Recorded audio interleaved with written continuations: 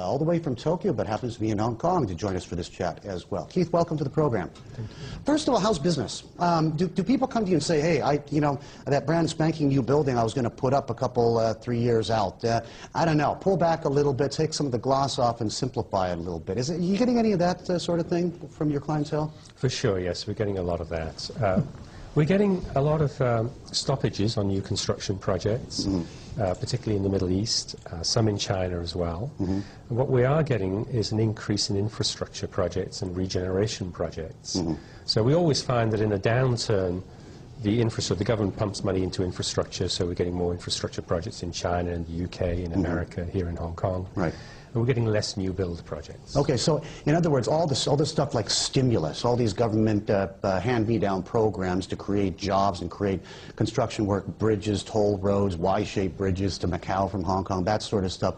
This is where the action is right now. This is really where your teams are spending most of their time, not on funky buildings or new restaurants or that sort of thing, but things that it's government or federally mandated type of spending.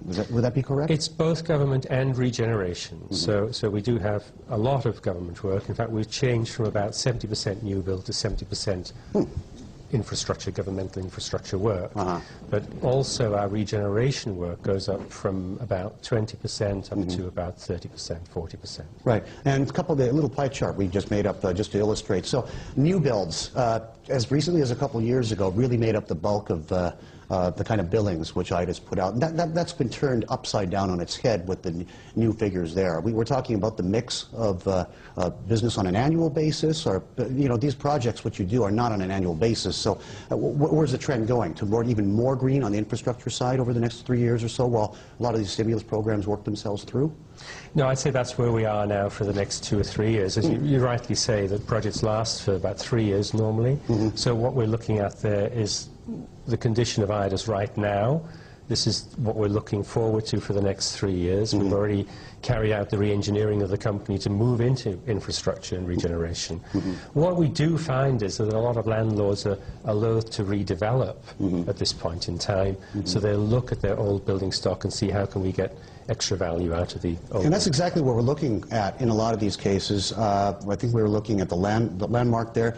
Prince's building was getting a little bit long in the tooth many years ago, and then you went in and kind of gave them a nice facelift, and that wasn't even tearing a building down like they did with the they're doing with the Ritz-Carlton. I mean, it looks brand new. It feels like a 3 or 4 year old building, which it really is. In a sense, what happens then in this case? Does your profitability go down? Do the budgets come down with what you have to work with, or do you just have to change direction a little bit? We just change direction. In a refit of a building like Prince's building, and Prince's building has been refitted 3 times now. 3 times? 3 times. It was originally, the podium of Prince's building was originally banking premises, and then it moved in the early 80s into a shopping centre, and it was refitted by us again in the mid-90s. What happens there is you pump in less money, obviously, in the full-scale redevelopment, and the landlord can continue to collect rent because we don't decant the tenants. So we work around the existing tenants in the phased operation. From the architect's point of view, of course, it's a lot more work, so our fees tend to be rather higher. So whilst we're spending less construction money, we're actually maintaining at the same size of workforce. Have you seen this sort of thing, Ed, where you live? Because you live and work in Tokyo.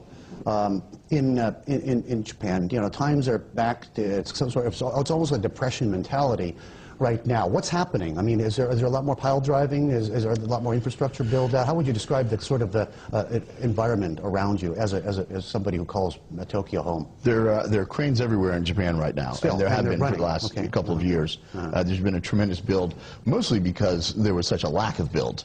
During the last decade, I mean, projects just sort of stopped. New growth, new building stopped. So they're a little bit behind as far as that's concerned. What I'm really curious to see is what happens if we have the Great Collapse. You talk about projects that are midway done and people run out of money to pay for them.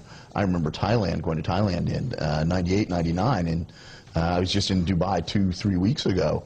Boom, midway done building, everybody's gone, no more financing, and that's a real problem, because my understanding is you eventually have to just tear that building down. A halfay done building does nobody any good. It's actually going to cost society even more. Is that a problem? I mean, is that some of the mothballed projects? How are you going to reckon with those? Mothballed projects you need to mothball them properly, and then you can regenerate them, restart them when the time is right. And they may not be quite what you designed in the first instance. So change direction halfway? Slightly change what it might be. So an office building might be converted into a hotel or residential and so on and so forth. But mothballing doesn't mean that the building has to be torn down when the time is right to re-enter that building. And is there more of that? I mean, the history in places like Hong Kong was just tear it down and rebuild, because they didn't build high enough anyway, and the structure can't support that. It costs a lot of money to demolish something for a couple of years and then do it all over again. We're going to see more of a gentrification, more kind of the rejuvenation, I guess is the buzzword we're using today. Is that going to be a theme for the next generation? I think it'll be a theme for the next few years. Okay. Because developers do not want to spend a huge amount of money building a new building right now.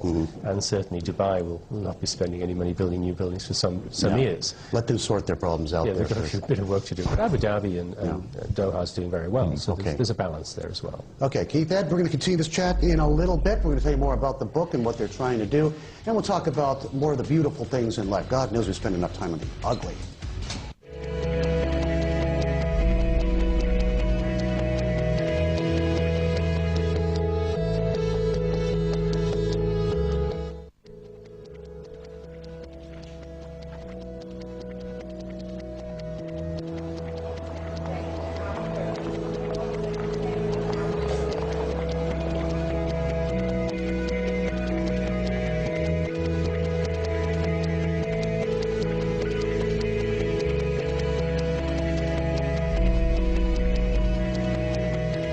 Bloomberg Television, the source.